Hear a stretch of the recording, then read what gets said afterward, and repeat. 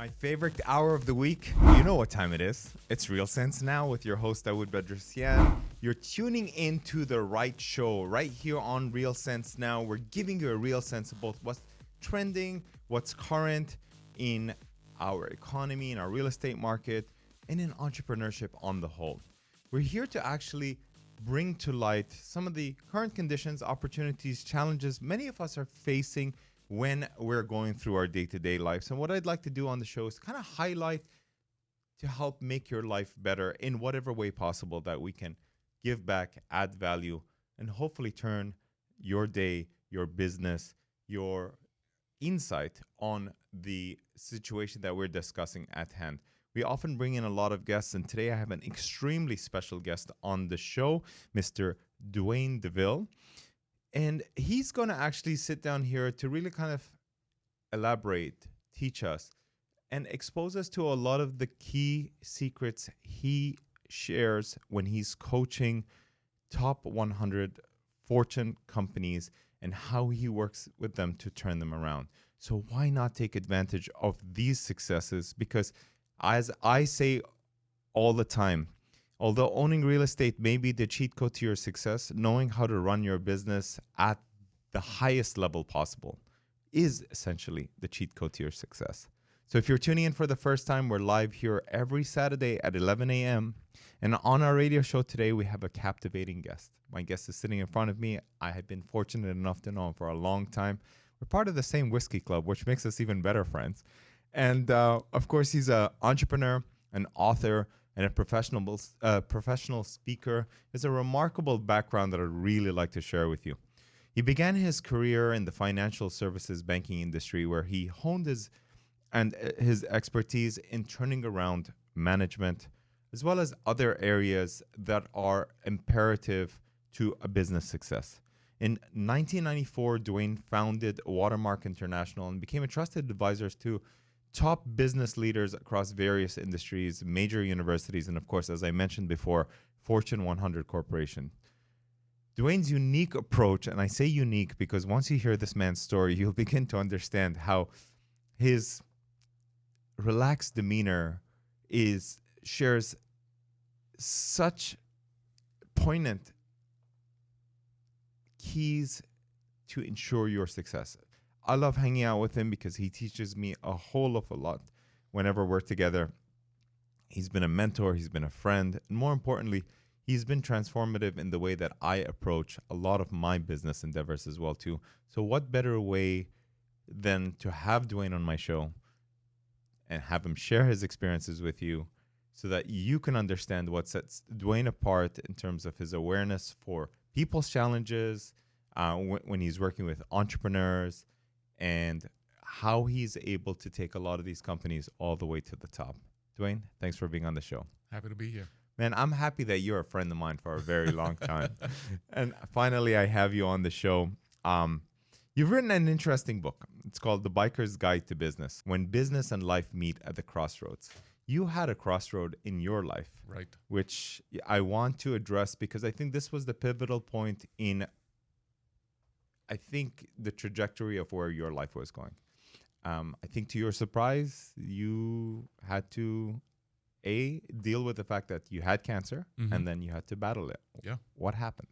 They discovered a tumor the size of a portobello mushroom growing out of my left kidney, which required it being taken out. And when that happens, you stop and think because you realize that, well, the credits hadn't run on this movie called Your Life yet, but they could run it any time, so you need to make the rest count. And that's when I decided to write the book and move into the next chapter of my life, if you will. So what inspired you to write the book? The cancer, quite frankly, because I was sitting there, and I wanted to launch my CEO rides. So I wanted to have entrepreneurs who ride motorcycles to meet me for a week, where we worked on business, rode motorcycles in the afternoon, and hung out together at night. And someone said, well, in order to do that, you need credibility. In order to get credibility, you need to write a book. And people had been after me for a long time to write a book. So I did. I went down the process of writing a book. Fortunate enough to meet someone who knew an agent that introduced me to one of the top agents in the country, who looked at me 5 minutes into my pitch and said, "What the hell does motorcycling and business have to do with each other?" I was about to ask you the same question. And I said, at the time, I'm not sure, but at the time, 300,000 motorcycles a year were going to six-figure year CEOs and top executives. And I said, that's a pretty good market if it's been doing that for 10 years. And she agreed. So she took me on as a client. A year later, the Wiley & Sons bought the book, and I wrote it. And ever since then, I've just been having fun doing the two things that I love most: business and riding motorcycles. So talking about motorcycles, tell me about how you use the motorcycle as the metaphor in your book. Well, the key part of it is that there are two types of, we have a saying in motorcycling that there's two types of riders: those who've wiped out and those who will. And it's the same thing in business. There's two types of business people: those who've wiped out and those who will. It's not whether you're going to have tough times, it's when. And so the key is, how do you come back from that? What takes place? And if you've been around as long as I have, you understand that about every 10 years something happens in the economy. It just goes crazy. And so you have to be ready for that. You have to figure out how do you come back from that? How do you pivot from that? Right. And it all boils down to fundamentals. Everything is about fundamentals. So every now and then that pendulum swings back to where you have to get back into the fundamentals, and you can stretch the envelope a little bit, then you come back. Was there a pivotal moment, talking about pivotal moments, that led you to become, an entrepreneur, an author, a professional speaker? Because, I mean, you can hold court, man. It's been an interesting process. I guess the key to it was getting sick and tired of being sick and tired. I was in banking, and I was depressed. I was very depressed. In fact, a few years ago, I journaled, and I found an old journal where I was still in banking, and I don't know how I made it through that time. But I just knew I needed to get out, and I did. And I found someone who was looking for someone with my skill set, my abilities, to come in and start putting together CEO peer groups. Now, this was 29 years ago when CEO peer groups were not as prevalent as they are today. In fact, the mindset with most business people is that if you're on a CEO peer group, you're somehow weak, whereas it's been completely you're debunked. not in control, right? Like you're right. Why do you need that? You know, there was still the remnants of the World War II generation that I grew up under. That you just shut your mouth and you get to work and you work your way through it. But fortunately, I got into that, and the minute I sat in on my very first CEO peer group, I just felt at home. I felt like I was born to do this, and I just took to it like a duck to water. You know, one of my favorite books is Think and Grow Rich. Yes. We talked about this the other day when we were having lunch. Napoleon Hill, I think, was the first person that allowed me to understand, I guess, a lot of these principles, and more importantly, the strategies for achieving success and wealth. Mm-hmm. And many of it have to do with your outlook, your perspective, networking. And you touched on essentially chapter 10 in his book, which is the power of mastermind, right, where he explores the concept of creating a mastermind group where individuals come together to support one another, to collaborate with one another, which essentially is what you're doing. Mm-hmm. And you actually made it even cooler. You got people with like-minded interests to come together. Oh, yeah. They get together on a retreat, and the magic that comes out of that. You know, one of my quotes that I use as a mantra all the time that my mentor said was, commit to the magic and the results will follow. Yes. And I think you are the orchestrator, the magician that pulls us all together. Talk to us about creating a mastermind group and the importance of it. Well, it's not difficult to do that. You just want to hang around with people that have made it or are making it or doing things that you want to do. I picked up on this back when I was just starting out my career, and I was introduced to a gentleman who was in the finance industry. And I walked into his boardroom, and there was a picture. There was a picture on the. There were a number of pictures on the wall, and it was of all these different people on a boat. But there was one guy in every picture. It was the captain, and these were all masters of commerce that were in the pictures with him. So in walks the guy, and he's the captain of the ship. And I said, "What's with all these pictures?" And he said, "Well, I was Malcolm Forbes' boat captain. That was my career until Malcolm Forbes passed away." And he said, I know all of these people. So if you need an introduction to anyone on Wall Street, they've been on my boat, and I can make that introduction. I know, right? And I have no idea where he went to because this was a long time ago. You better find him. Facebook is around to help you find anybody anywhere in the world. This was pre-Facebook. Okay. But it was a fantastic moment for me to just realize, gosh, what really makes things happen in your world is who you're hanging around with.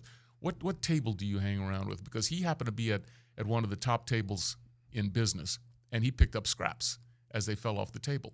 So whose table are you hanging around? And that's been my mantra for the longest. So I try to always hang out with people that have something to offer.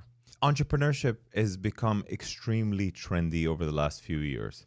I think COVID definitely helped that, which has allowed for this newer, younger generation to, adopt this mentality where, unlike in my generation where school, university, post-grad was extremely important, a lot of people are maybe realizing that going to college, going to university may not be what it's all cut out to be. And a lot of people are trying to go out there and take on a new business.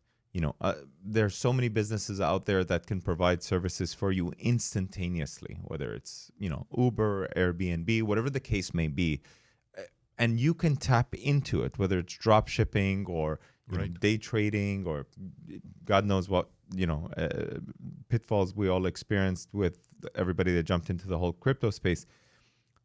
Entrepreneurship is really sexy, but I think we live in an age where this generation in particular, I don't think understands the importance of patience, rinse and repeat, and doing the basics, the fundamentals that you need to grow a business.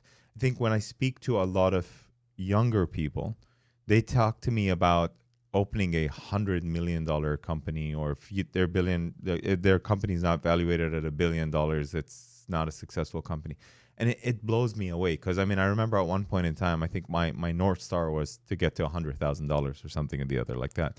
What advice can you share with the listeners, the young entrepreneurs that are trying to make it in today's world in order for them to achieve the success that they're looking for? Well, there's a lot to unpack there. Number one, business is the greatest game in the world because it's the only game that the older you get, the better you are at it. Every other game out there, the older you get, the worse you become because you lose it physically. But this is a mental game. Maybe only golf. Yeah, maybe so. I don't play. I'd rather ride a motorcycle for 4 hours than swing a club. Anyhow, the key to it though is to understand where you're going. And I understand that everybody can tell you where they are. Most people can tell you where they want to go, but only the really successful people can talk to you about the in-between. They can describe to you what they do between here and there to get to where they want to be. And the last thing I'll say to that is success is a personal thing. What your vision of success is really what's going to drive you forward. And I think that's what we need to talk about in greater detail after the break. You're listening to Dawood Bedrosian. It's Real Sense Now. I want you to stay tuned for more enlightening, inspiring conversations with my dear friend, Dwain DeVille. When we get into it right after the break, we're going to be talking entrepreneurship, how to succeed in today's world, and more importantly, strategies that can help you turn around your business today. Catch you after the break.